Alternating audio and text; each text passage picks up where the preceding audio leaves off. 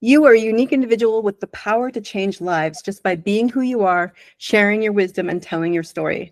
Welcome to Legend in the Making, the podcast that recounts the adventures of experts on their way to becoming industry legends.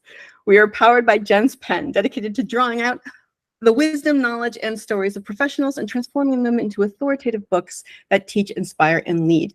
Our legend today is Derek Dombek. Derek has extensive expertise in private lending, real estate transactions, and living a vision-focused life, which is very specific, and we'll get into that later.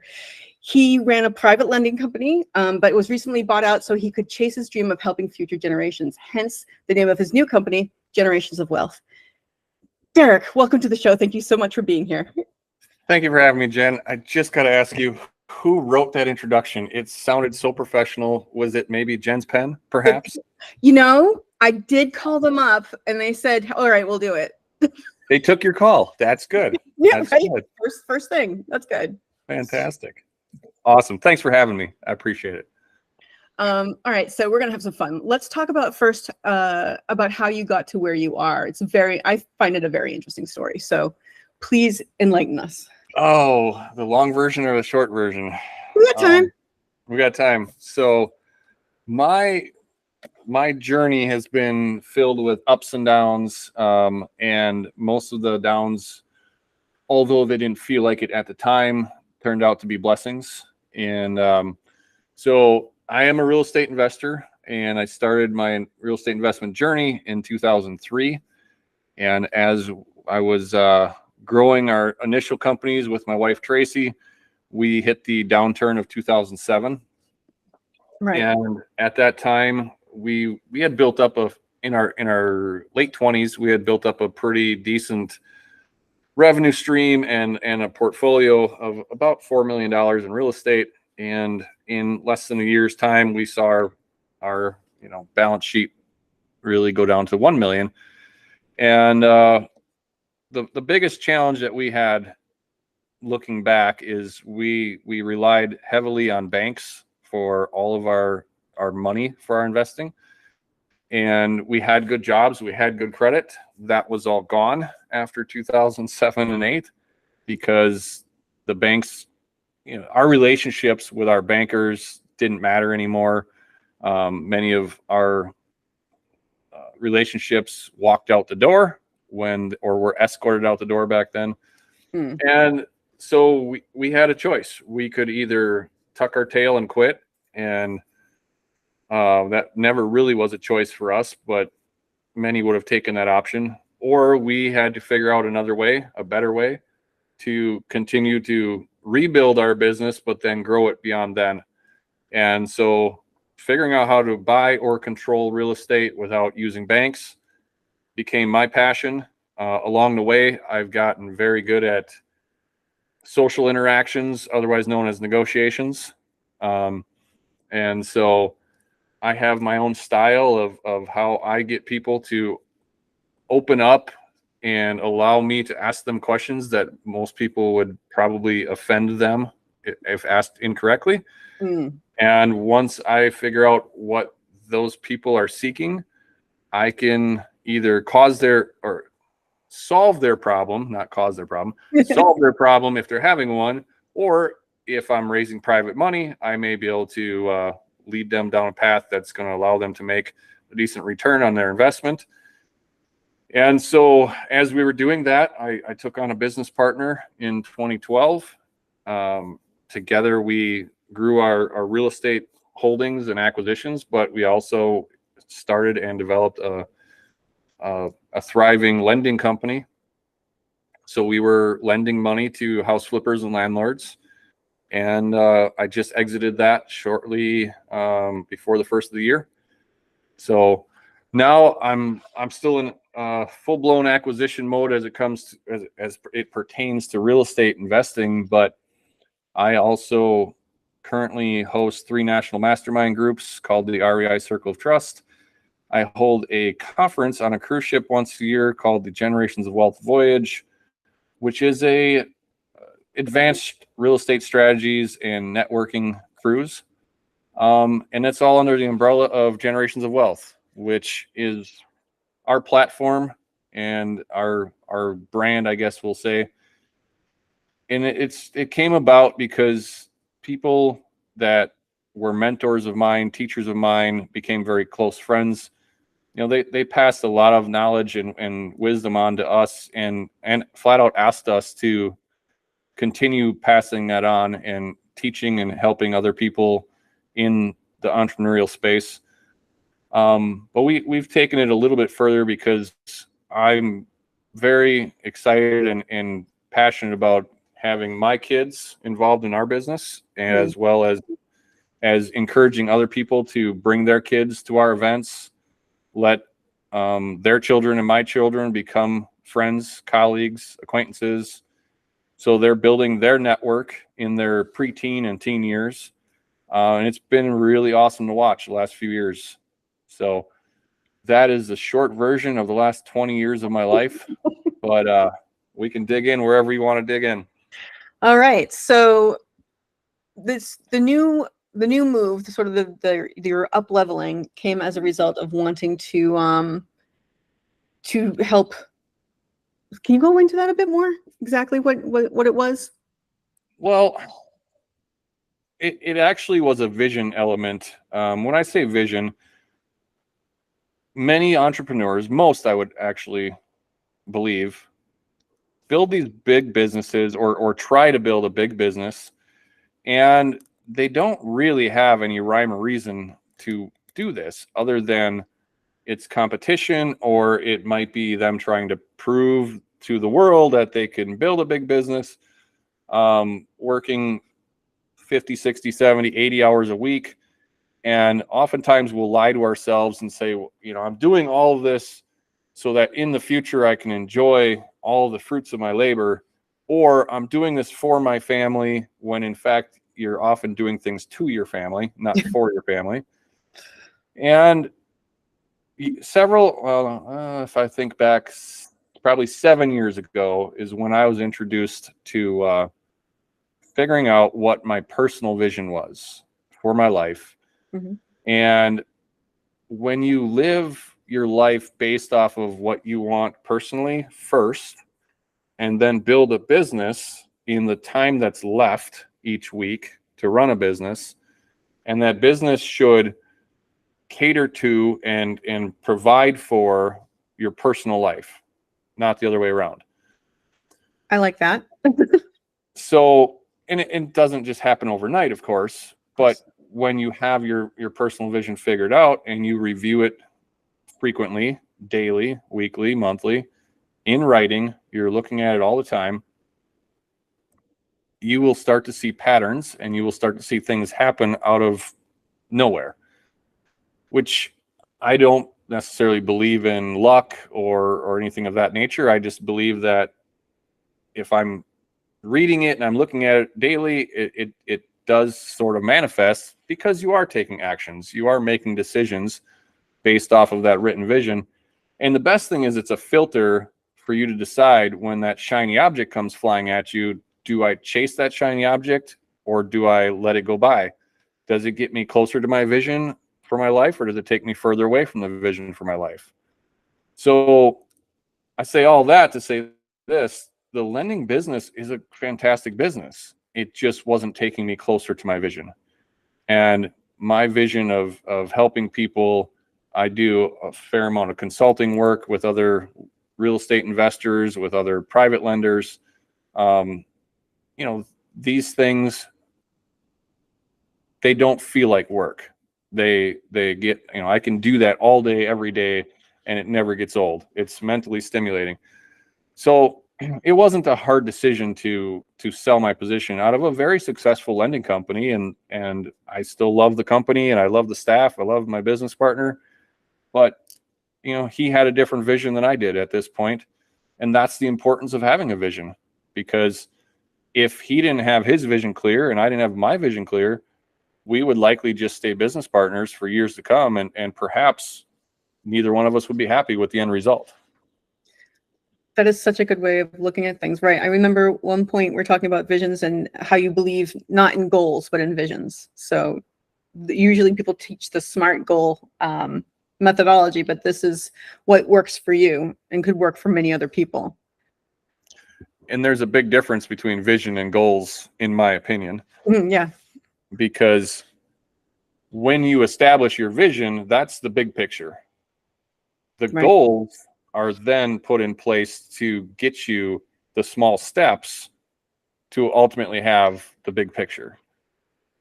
But most often when we work with our clients that are part of our masterminds, for example, the ARIA Circle of Trust, Mm-hmm. you know, the first thing we want to do is get them to figure out their vision, and we'll do that through a series of questions. We'll try and extract their thoughts, their emotions, their whys. Mm-hmm. And that's a lot of it is you say you want something. Okay, great. Why? And then they'll answer that question. Okay, why?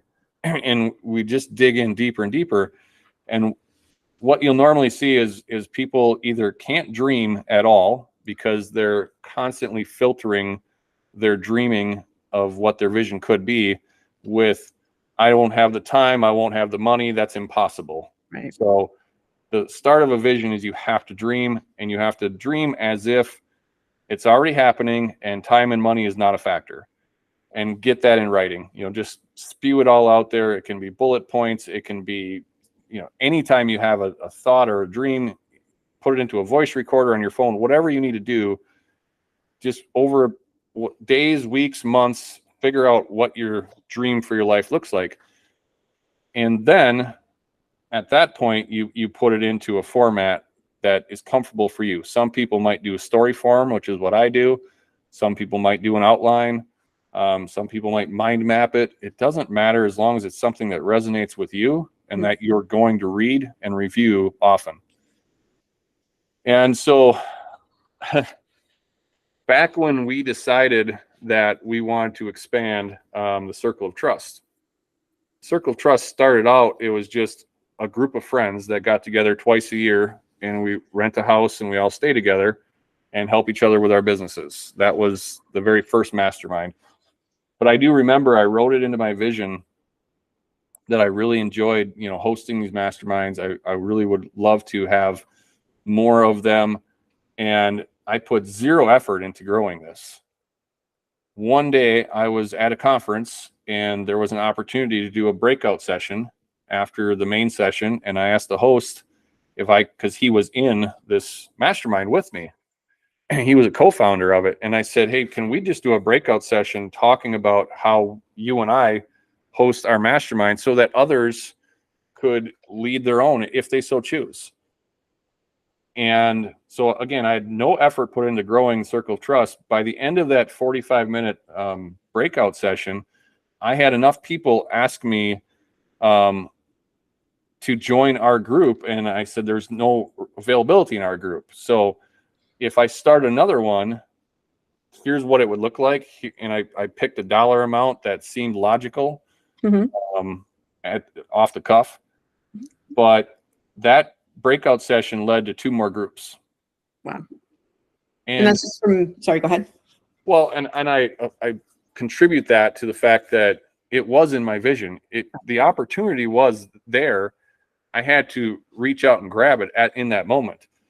And I think that's true for most, is when you have your vision figured out, the opportunities, many of them have always been there, but you didn't have a clear vision to actually grab the opportunity and then run with it. And I believe that's the biggest difference. Yeah. And then beyond that, Jen, is most people start with their vision and it's stuff, right? I want the house, I want the vacation, the car, the 2.5 kids, blah, blah, blah. And once you get that, eventually stuff just becomes old and stuff. You know, the 2.5 kids just become annoying. Right? That half a kid is really hard to take care of. Yeah, especially depends which half you end up with. So you're either getting a loud mouth or a stinky butt. But when you have your vision in place, it should be ever changing. It should be evolving as you hit goals, as you reach parts of your vision. You should celebrate the fact that you reached it, but then don't get comfortable. It's time to redraft your vision. And that's when you start seeing people doing more philanthropical type of things. Right. I really want to go and on mission trips, or my wife and I are passionate with helping people who couldn't have kids naturally, because we went through that challenge as well, and have adopted some kids, and we like most of them. And so, these things become a bigger part of your vision as you really start living your vision. And to me, it's not about money. I could make a lot more money if I wanted to work a lot more hours, but I would rather spend that time with my family and my kids. And, that's what my vision has done for me, is centered my focus on what's important for me. So that is such useful information. I think people will get a lot out of that. Thank you. Well, I made it all up, so I hope right off the cuff. None of it's true. Don't do any of that stuff. You'll fail. You'll fail miserably. All right. So other than I mean, that wasn't a mistake you made, like the 2007, 2008 debacle happened. But other than that, what's a mistake or like a falling down that happened to you, and what was the lesson you learned from it? Oh God, there's so many, so many to pick from. I am just a walking mistake. A lot of them, I've had business partnerships that ended badly in the past. And I think most people that get into any kind of entrepreneurial business were usually more optimistic than pessimistic. So I see a lot of people just jumping into joint ventures in real estate deals, or joint ventures in business deals, without having any kind of paperwork or agreements in place for not if, but when challenging times hit. Right. And having proper key man life insurance in place. What happens if you end up divorced, or you're incapacitated from an illness and you can't take on your role of the partnership anymore? All of these what ifs, Jeff and I had in place. So when we did decide for this buyout to happen, there wasn't a big negotiation to figure out at all. There was things in place, and if for some reason we couldn't agree, then it could go into arbitration based off of our buy-sell agreement. But I see that a lot, and people, especially when we see a change in the market or the economy, when it's great, it's great, and everybody's riding the high and they're riding the wave, and it's so awesome. And then the storm starts brewing, and they start to panic a little bit, and that might cause some bickering amongst partners. And then when the storm hits, it can wipe you out, and it can wipe you out in a hurry. So those are some lessons that I've learned myself the hard way, but I see it all the time. And I think that people need to, it's okay to date and it's okay to flirt a little bit, but if you're going to be in business, you're getting married, and you should treat it as a marriage with a prenup. With a prenup. Yeah. I mean, there's enough contracts involved. So that's really good. So people should work the stuff out beforehand, before even kind of starting the business, so that when it's before there's stakes, right? There aren't any stakes when you do it that way. Do it while you're in the honeymoon phase, because you still love each other. Yeah. Perfect. Yeah. All right. So we already covered a lot of advice stuff. I'm sorry, looking at my list of questions. I'm like, we covered that. All right, we covered that. All right, are there any resources that you could suggest to people that might have been instrumental in your growth, whether it's a book or practice or whatever? I mean, the practice thing, we went over the vision thing. For me, I do read and have read a fair amount over the years. I don't read as much anymore today. Now, if I'm reading anything, it's more on personal growth or relationship growth, things of that nature, more than business. Mm-hmm. I also still spend a fair amount of time. I always want to improve my skills in business, specifically how I negotiate. I do teach a 2-day negotiations training, and it's something that everybody needs to find their own style.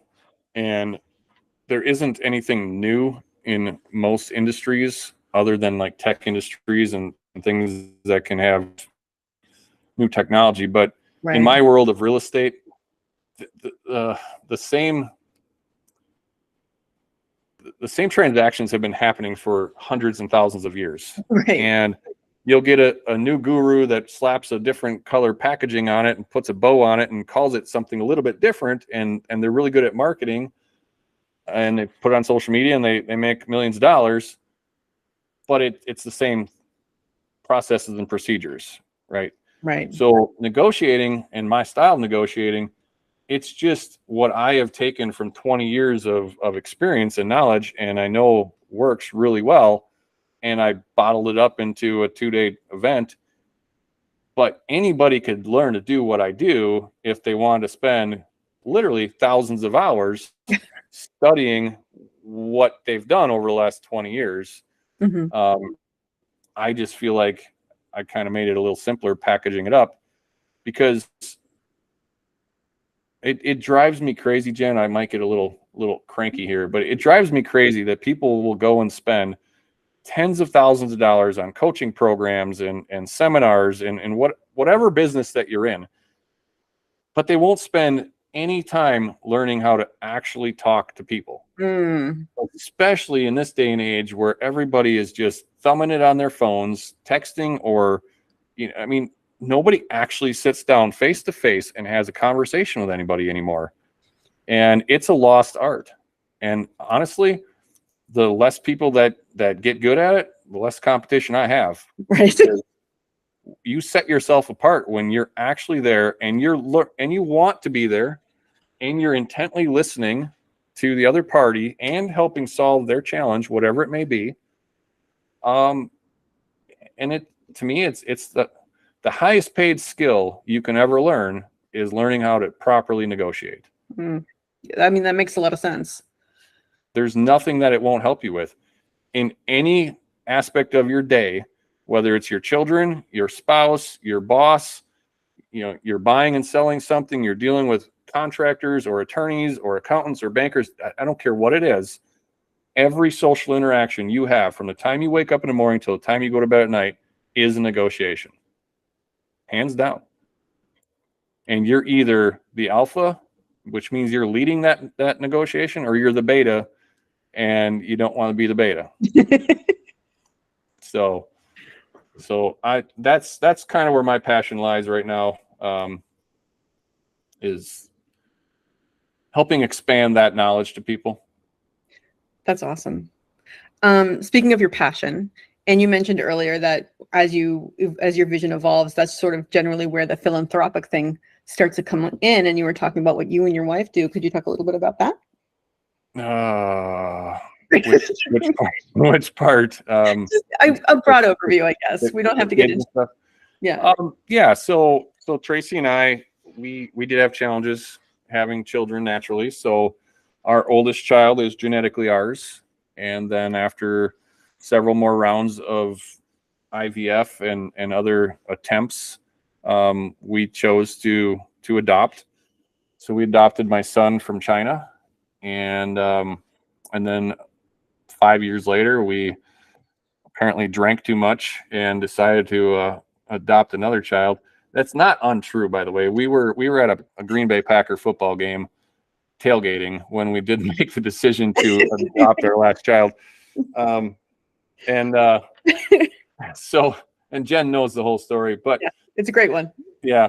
So yeah, Lexi, we adopted from a suburb of Atlanta, Georgia. And we've got 17-year-old, 12-year-old, and a 6-year-old.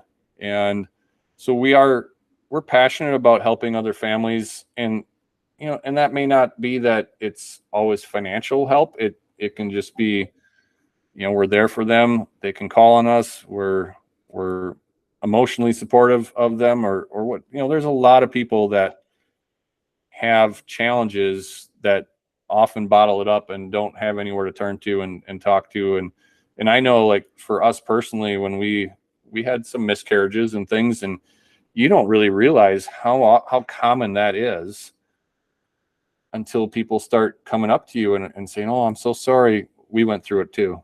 And then the next person, "I'm so sorry. We've been through it 3 times." Right. Like it's crazy. So we want to be there for people in that regard. And it's an emotional roller coaster. But I remember early on in this discussion, I said a lot of our problems or challenges that we had turned out to be blessings. Mm-hmm. At the time when you're struggling with infertility, you don't see in any way, shape, or form how that could ever be a blessing. But then after you go through what we went through, and we end up with the awesome family we have, and then we can help mentor others or help, just help people in general, that's the blessing. Right. Had we just been able to have kids naturally, I don't want to say we would take them for granted, but we may, because it was easy. And we certainly would probably not ever relate to anybody that was going through the challenges. So how could we help them? How could we be there for them emotionally or financially? So often, we just have to look at whatever faith you believe in, or whatever, however you believe. Stuff happens for a reason. And there's a reason that that we have the family we have. And I couldn't be happier. That's so beautiful. All right. So how can people get in touch with you? First, is there a message or thought you'd like to kind of impart to the audience? Well, my tagline at Generations of Wealth is live your vision, love your life. And that's truly what we try and do. And I'm not going to be a hypocrite. It's not like every day is unicorns and rainbows. I mean, that's just not reality, but it is a focal point. And when you have that focal point, it can bring you back to center and get back on track faster. So I really, anybody that's listening to your show or comes across this in the future, I really just want to be a resource. That's what Generations of Wealth is. And if I can connect you with something or somebody that helps you, for me, my ask is no more than I want to expand my network. I'm in the real estate investment space. If I expand my network and it helps me over time to find real estate deals or businesses I end up buying or raising private money, or those are all just byproducts of helping people. And so that's really what I do. So as far as contacting me, in any way, shape, or form, for whatever it's for, anybody can email me. It comes to my inbox. And yes, my assistant keeps an eye on it as well, just because sometimes I don't keep up. But do you want me to just spell it out, or do you want to? You can say it, but I mean, do you think it'll ever change? Is this an evergreen information thing? I don't foresee it changing anytime in the near future. Go ahead and tell them, and I'll also put it in the comments or the description. So it's Derek at globalgow.com. And Derek is the short version, DEREK at globalgow.com. And I don't know why my mom gave me the short version. I think maybe she was thinking I was going to be a little challenged on spelling. I don't know. Not sure. But I think it looks better. It's different. Right? Totally. Absolutely. Totally. And if they want more information about Generations of Wealth and stuff like that, is there a website they can visit? Yes. So thegenerationsofwealth.com, as you're listening to this, so I will have my own podcast, and depending on when you hear this, it'll likely be out. But March 1st, 2024 is when the Generations of Wealth podcast will launch. And but beyond that, you can always go to derekdombek.com. That'll forward you to wherever my current content is at the time. Look me up on socials, Facebook, LinkedIn, Derek Dombek. and I'm not hard to find. Awesome. Or you can just figure out where Jen lives, and Jen can get a hold of me.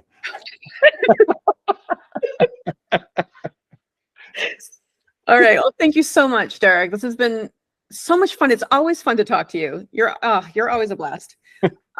But thank you for sharing your insights into this stuff. Has been very, very valuable, and your experience, I think, will help a lot of people. Anybody who listens to this. So I also want to thank people out there for joining us on this epic episode of Legend in the Making. We are powered by Jen's pen, where every voice holds a story and every journey is filled with lessons.